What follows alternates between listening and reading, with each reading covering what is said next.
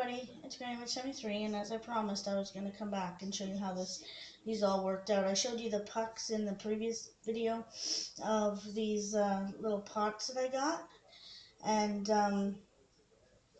I always put the packets on something, on a stick, or I'll tape it right to the side so that I know what's in the pot, because I have made the mistake of double planting a pot, because sometimes you get two of them that are the same color and they're two different things. Like this one is oregano and this one is parsley, and I have accidentally put both seeds in the same pot and then thought I planted the second pot, and I didn't. So I'd wonder what the heck happened to my other seeds, and meanwhile it was my mistake. The oregano seeds are teeny tiny, like little tiny fly poop specks. So sometimes when you do these kind of planting, you want to try and open your packet right over top of the container, because if you don't and you drop those seeds, you'll never find them. Especially if you're planting them outside, you'll end up with some pop-ups if you're planting them out on top of the ground. So I've got almost everything planted. I'm going to show you. Let's see. And I got all my pots here. And I ran out of popsicle sticks for these ones here, so I just kind of stuck the papers down in here. And I decided to show you the little packets that come. They have the name. This is a sweet basil, and they have a number. Now, I'm not sure if the numbers are lot numbers for the stuff that they bring, but or that they put out, but it doesn't matter. The point is that you have the name right there, and these are not seeds. It says the seeds come from Holland. It says seed origin Holland, lot 2015240. So, you know, if something happens and you end up with the wrong seeds, I'm sure you can get a hold of somebody. But it doesn't normally really matter. You got these at the dollar store, right? So, you know, what do you expect for $2, $3, whatever? So, as I said, the medium, those little pucks that I showed you earlier, they grow when you put about this much water in. You let them soak for about 10 to 15 minutes, and then they poof up like this, and then you just loosen it up with your fingers, and it's coconut hair and ground up coconut hair and stuff like that. It smells like dirt, so to me, and I love the smell of dirt. I don't know, maybe that just makes me weird, but it's just, there's something homey about the smell.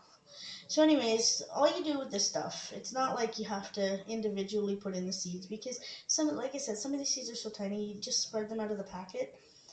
I just make a little indent in the middle like this, and then when I'm done, I just kind of brush the sides over, because you don't want to bury them too deep, otherwise it'll take forever for them to grow up and out. And if you're planting these in the springtime into your garden, then you know, these are perfect little containers for a kitchen garden. If you want to do like a kitchen windowsill garden or something like that, I'm going to have them here in my workroom.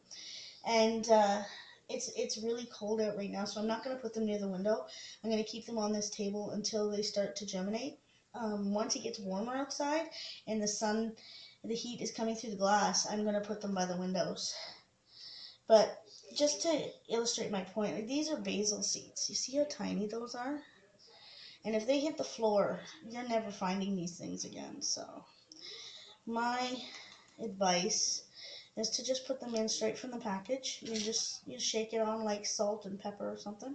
And I always tear the sides, because you get sometimes you get some little tiny seeds stuck in the corners.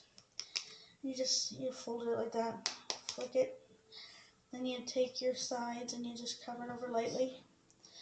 And this stuff doesn't need to be watered too often, this growing medium. all you have to do is keep it moist. You don't have to like drown it or anything. You can spritz it.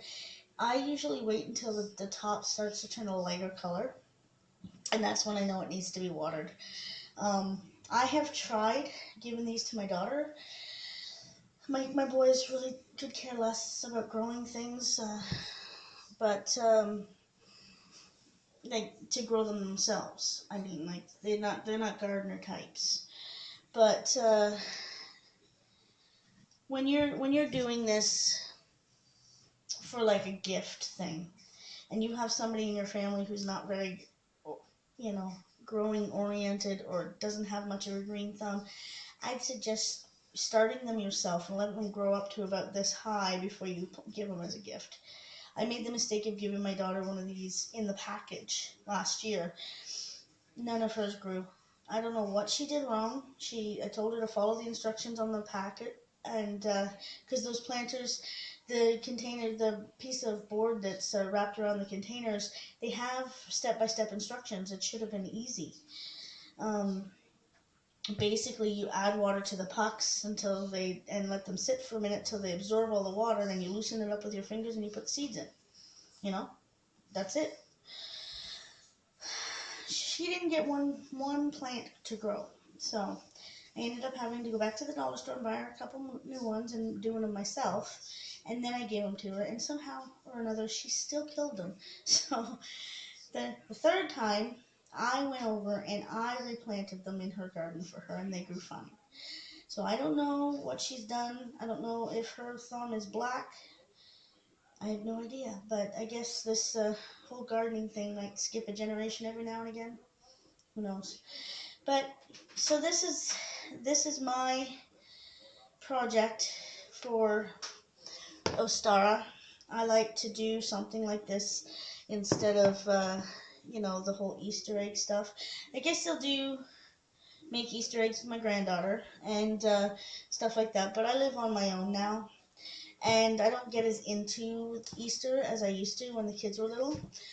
But even then, you know, it was too commercial for me, and we started our own traditions. I would get them an outfit each, a chocolate, and something to play with outside, like skipping ropes, bubbles, sidewalk chalk, stuff that they could have fun with.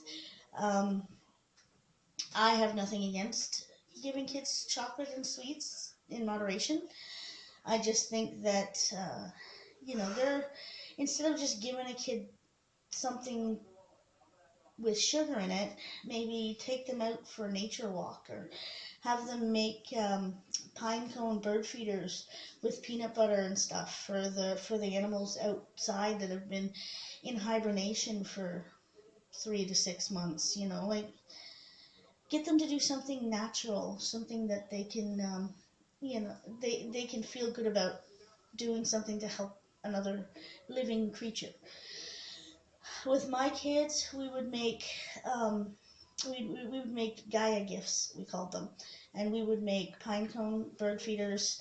We'd take some peanuts that we got at the grocery store that were unsalted, and we'd take them and scatter them around an old apple tree that grew on the other side of the park from where we lived. We lived in an apartment building, and I'd encourage them to bring their friends along. We'd go out um, on Ostara Day, and we'd take bags full of peanuts and bird seed. Sometimes we'd bring crackers and stuff like that to sprinkle around for the animals, because squirrels like stuff like that. And we'd spend the day before making the pine cones, and we'd slather them with peanut butter and then roll them in the bird seed and put little hangers on them so we can hang them on the tree. There was this big old lady apple tree, and she stands in the middle of a field all by herself. So we would tie them to her with with like little ribbons, not too tight, just enough so that the animals could get to them. And then we'd do a ring around her of peanuts and bird seed for the animals for that day. And that was our tradition. And then we'd go home and they'd get their little presents and stuff like that. We didn't do the Easter egg hunts and all that stuff. So, that was my Ostara celebration. Now that the kids are older and moved out of the house, I do some crafts with my granddaughter. And I have my second granddaughter is only 9 months old, so she will be. I'll be doing crafts with her next year. Um, but this is what I do. Just before Ostara, to get ready for Ostara, I start planting. And I always start my seeds in February, the end of February, the beginning of March. So I know people are going, "What are you doing? Why are you growing this stuff so early? It's so early." But I don't know. I get the bug and I gotta do it. So this is my Ostara craft project, whatever you want to call it. And I hope that you guys out there have found your own Ostara Sabbath thing to do with your families. I mean, if you have kids or if not, if you're a solid practitioner or you're in a coven, it you know whatever floats your boat, whatever makes you happy, do it, because Gaia is waking up and new life is coming into the earth, and the sun god is getting stronger and will soon be reborn. So blessed be to all of you, and I'll be gone for a couple of days, as I said in my other video. I just wanted to do this one before I forgot, because I would forget. So have a good weekend, everybody. Blessed be.